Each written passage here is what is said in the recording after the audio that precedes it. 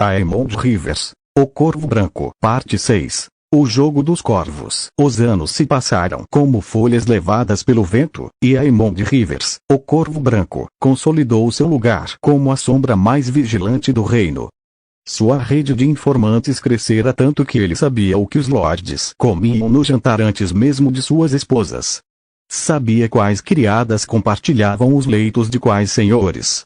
Sabia quais mercadores trapaceavam os impostos e quais capitães de navio contrabandeavam seda de lis sem pagar taxas. Mas o que ele realmente procurava, o que seu pai, Brinden, o Corvo de Sangue, o instruíra a encontrar, eram sussurros sobre dragões negros. Os Blackfyre. Sempre os Blackfyre. A semente plantada por Daemon Blackfyre no campo do capim vermelho teimava em brotar, geração após geração.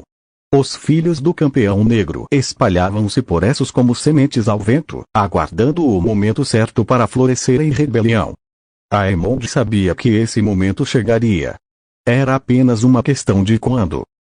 212 DC, a segunda rebelião. O sussurro chegou a Aemond numa manhã chuvosa de primavera, trazido por um soldado virvel que servira na guarnição de Alvas Paredes. O homem era baixo, atarracado, com o rosto marcado pelas bexigas e olhos que nunca paravam quietos. Aemond o recebeu em seus aposentos na Fortaleza Vermelha, oferecendo-lhe vinho e uma bolsa de moedas antes mesmo de ouvir sua história. Fala, ordenou o Corvo Branco, seus olhos dispares azul profundo e verde brilhante fixos no rosto nervoso do soldado.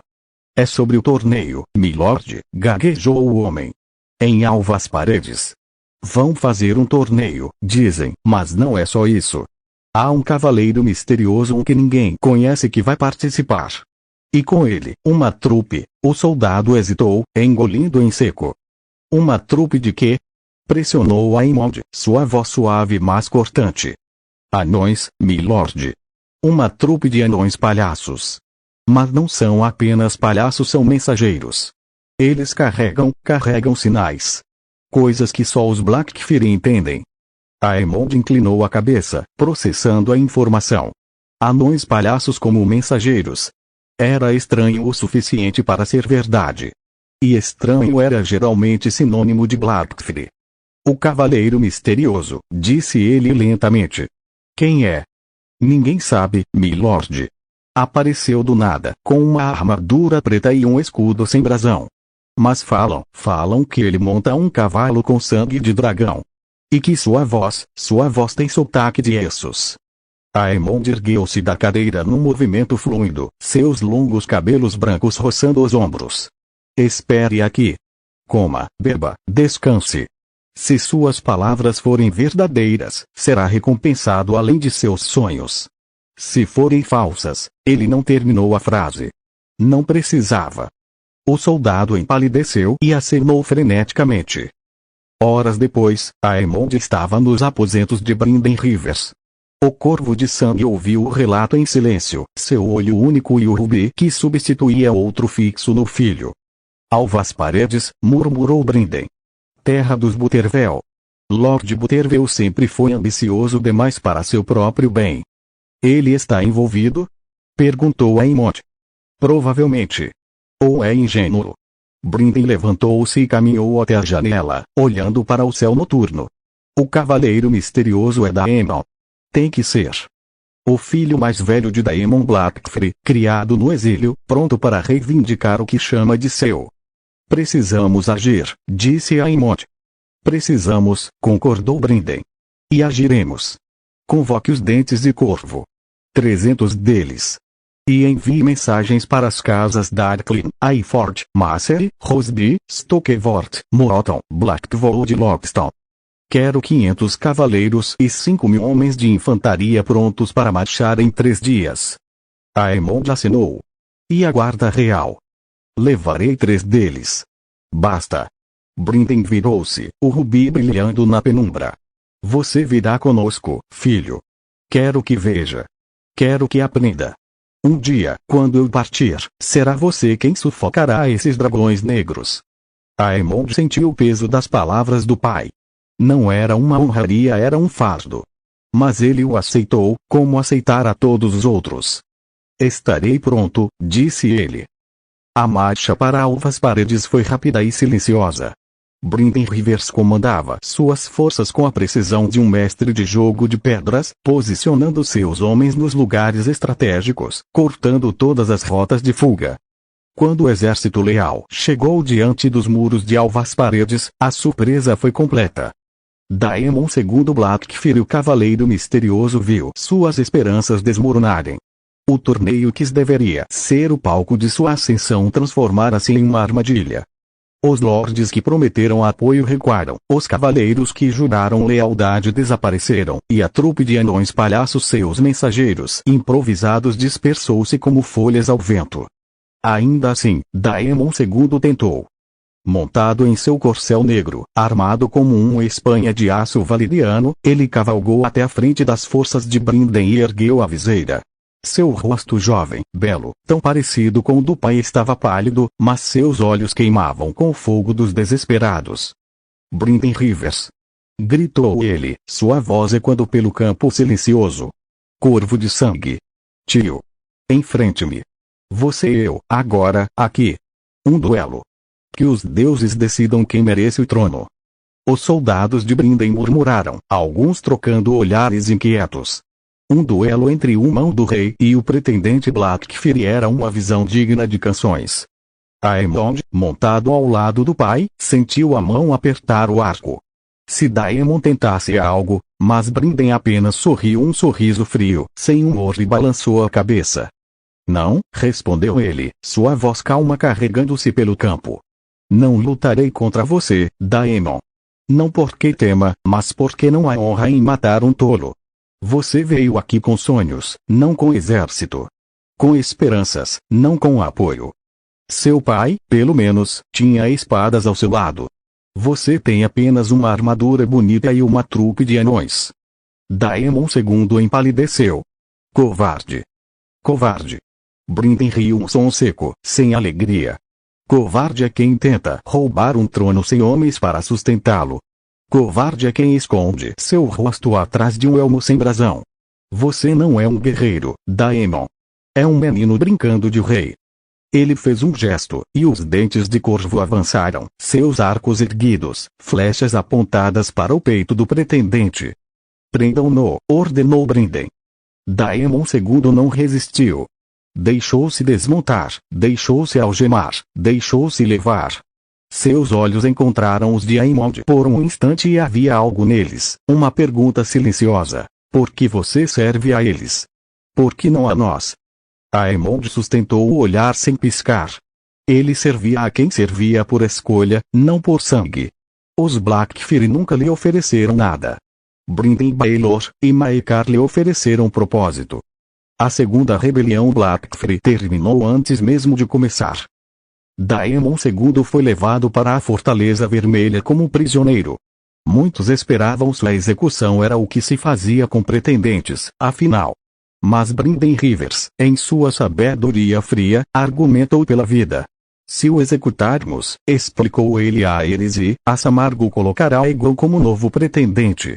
Aegon é mais velho, mais experiente, mais perigoso. Com Daemon vivo e preso, a Samargo não pode agir. A sucessão Blackfyre fica congelada. Aerys, que preferia livros a batalhas, concordou sem hesitar. Daemon II foi mantido em cativeiro confortável, mas inescapável, e a paz voltou a reinar. Por enquanto.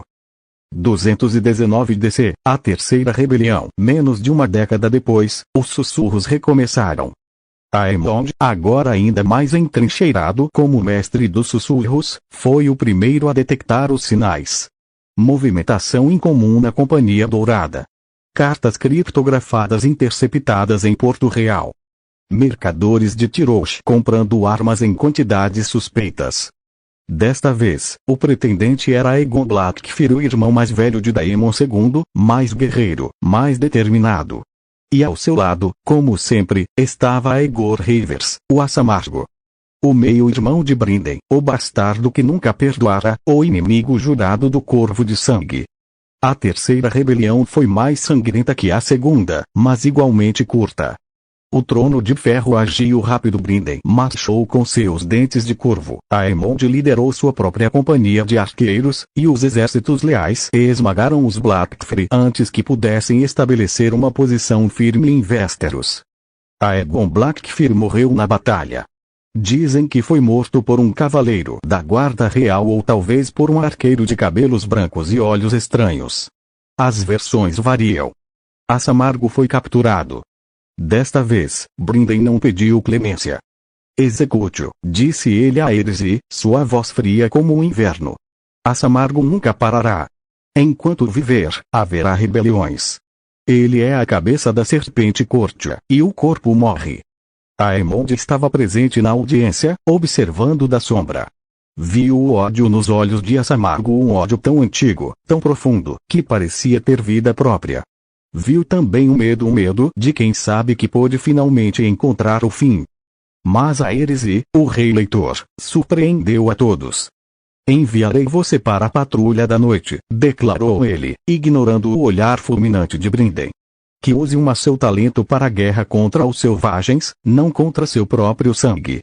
Assamargo riu um som amargo, cheio de escárnio. Patrulha da noite. Prefiro a morte. Então morra, respondeu Aerys, com uma calma que impressionou até Aemond.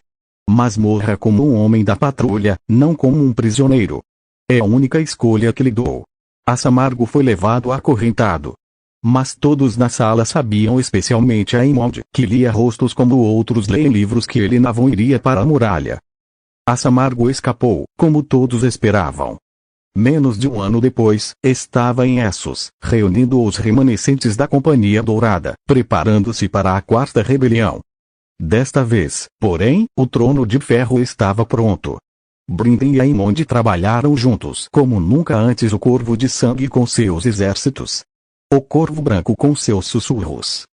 Cada movimento de Assamargo era antecipado, cada plano interceptado, cada aliado neutralizado.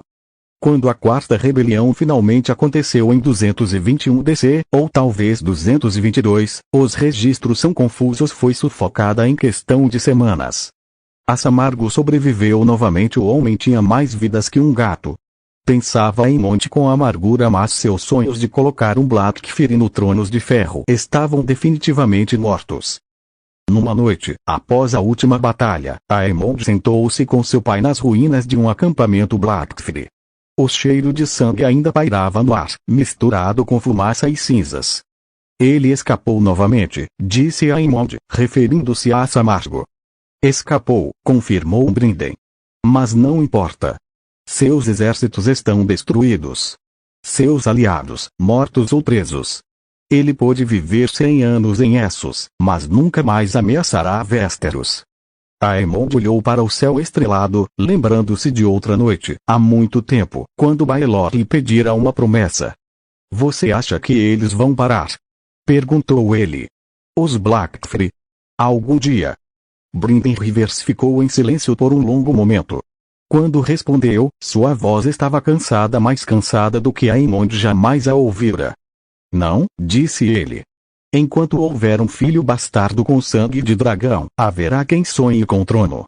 É a maldição da nossa família, Aemond.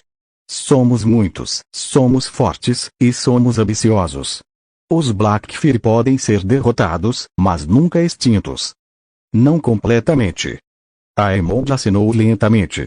Então continuaremos vigiando. Continuaremos, concordou Brinden. Nós, os Corvos. Você e eu. Enquanto vivermos, os dragões negros não voarão sobre Westeros. E ali, sob as estrelas, pai e filho, o Corvo de Sangue e o Corvo Branco compartilharam um momento de silêncio. Sabiam que a luta nunca terminaria. Sabiam que novos pretendentes surgiriam, novas rebeliões explodiriam, novos sonhos de poder incendiariam o reino. Mas enquanto eles estivessem lá vigilantes, silenciosos, mortais, o Trono de Ferro permaneceria seguro. Pelo menos por mais um dia.